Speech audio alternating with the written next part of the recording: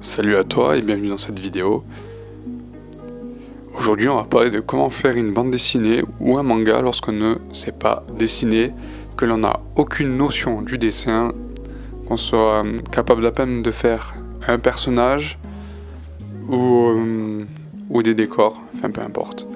Bref, installe-toi, tu peux dessiner avec moi ou m'écouter en fond, tu peux juste me regarder en train de dessiner sur la BD que je suis en train de faire en ce moment. Voilà, il y a quelques temps j'ai arrêté le dessin, donc là je suis en train de reprendre et j'ai un peu perdu de mon dessin, enfin de mon niveau en dessin plutôt. Et là en fait du coup je suis en train de reprendre quelques bases et du coup ça m'a donné l'idée de faire cette vidéo. Et donc du coup je vais aborder quelques points qui pourront t'aider à faire une BD ou un manga sans savoir dessiner. Et ce que je ferais moi, là maintenant, si je savais pas dessiner, même si en fait pour moi je ne sais pas encore vraiment dessiner car il y a encore des gens qui sont tellement au-dessus qu'il y a encore des choses à apprendre. Et justement on va aborder un peu tout ça dans cette vidéo. Donc reste bien jusqu'à la fin. Alors déjà, le plus important c'est d'avoir quand même quelques bases, de savoir dessiner des personnages. Genre juste savoir les placer dans un décor, être capable de faire un personnage en train de marcher. Et même si tu sais pas faire ça, en vrai c'est pas si grave. Parce que, en vrai, juste pour faire une BD, t'as besoin de quoi En fait, une BD, c'est quoi? Genre, c'est un personnage, des personnages, un lieu et des bulles. Et en vrai, si au tout début, tu sais pas faire grand-chose, faire juste des bulles, enfin des personnages qui parlent avec des bulles, ça suffit amplement. Et pour les décors, il y a juste besoin de faire des décors qui sont super simples. Et même, en vrai, tu peux même regarder un peu ce que font déjà les professionnels en décor simple, je trouve forcément des pistes. Maintenant imaginons que tu sais un peu dessiner, que tu as les bases, donc peut-être que tes personnages ils vont manquer de proportions, peut-être ça va manquer de dynamisme, et peut-être que tes décors tu vas trouver que ça manque des détails ou quoi.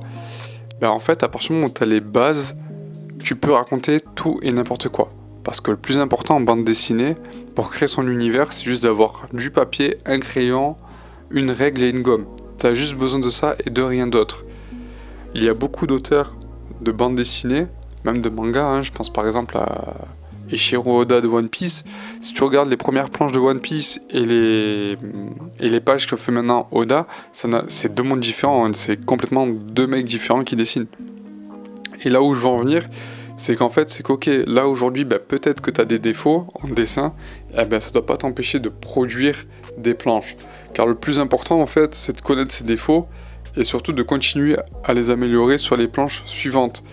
D'ailleurs, au Japon, on voit souvent ça, justement, que les éditeurs laissent leur chance à des auteurs débutants, qu'on les laisse publier. Je pense là, par exemple, à l'auteur de SNK.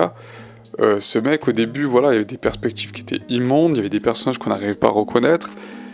Et en fait, au fur et à mesure des planches, le dessin devient de mieux en mieux. Et si le mec avait attendu d'avoir un dessin au top niveau avant de publier, peut-être que le gars aurait perdu énormément de temps en fait.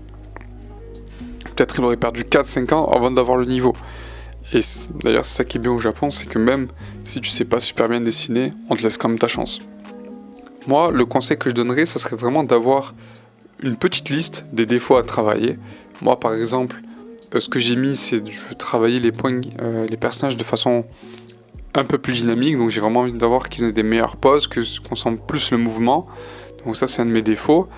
J'ai noté aussi que mes décors étaient un peu simples, donc j'aimerais bien aller un tout petit peu plus loin au niveau de mes décors.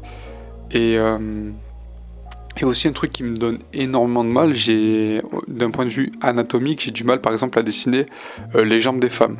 Moi, j'arrive pas à faire des belles jambes sexy de meufs, tu vois. Et en fait dans ma BD, à un moment il y aura un personnage féminin. C'est pas grave, je vais faire en sorte que de temps en temps travailler un peu cette partie-là, de cette anatomie donc des personnages féminins, pour justement quand ce personnage intègre la BD, je sois capable de faire des personnages féminins qui soient au top du top. Pareil, par exemple pour cette BD, je sors de ma zone de confort, donc là on va y venir. En fait pour que le dessin ça continue, ce soit amusant, c'est important de sortir de sa zone de confort et de faire des dessins qui nous inspirent et pas rester juste dans l'acquis. Moi ça m'est arrivé plusieurs fois par exemple de faire des BD où je restais vraiment dans ma zone de confort et dans ce que je savais faire. Alors oui ma BD elle avançait mais je m'amusais pas tellement. Et justement, moi, ce que je te conseille de faire, c'est justement de sortir de ta zone de confort, de chercher, par exemple, certains plans, certaines cases à faire pour justement qu'il y ait de l'amusement et surtout, c'est comme ça que tu vas progresser. Voilà. Donc, cherche des choses qui vont être compliquées. Moi, par exemple, pour cette BD-là, j'ai voulu faire des mecs à la mâchoire carrée avec des gros muscles qui se battent. Un peu à la Dragon Ball, on va dire. Moi, avant, les personnages musclés, j'ai esquivé ça, je voulais pas en faire. Ou même là, ça se passe en été, l'histoire. Les mecs sont tous en t-shirt et avant, je faisais tous des mecs en pull. C'est des détails, mais ça va tout faire pour la BD pour qu'elle soit meilleure. Donc voilà, essaye de prendre du temps en dehors de la BD pour continuer à améliorer tes défauts et à les travailler jusqu'à ce qu'en fait ça devienne un point fort. Moi par exemple j'avais Mathilde Domecq que j'avais rencontrée une fois en dédicace à Marseille. Et en gros si tu connais pas cette nana, cette dessinatrice, je t'invite à taper Mathilde Domecq sur Instagram et tu verras un peu ce qu'elle fait. Donc ça fait plusieurs années qu'elle dessine maintenant en tant que professionnelle. Moi je l'ai connue, j'étais ado. Mais bref, elle me disait que par exemple, elle au début, son point faible c'était la couleur. Elle était pas très forte en couleur. C'était un peu compliqué pour elle au niveau des contrastes et tout. Et qu'en fait, elle a tellement travaillé son point faible que c'est devenu son point fort. Ça, c'est vrai que c'est un défaut en BD. En fait, il faut être fort en tout.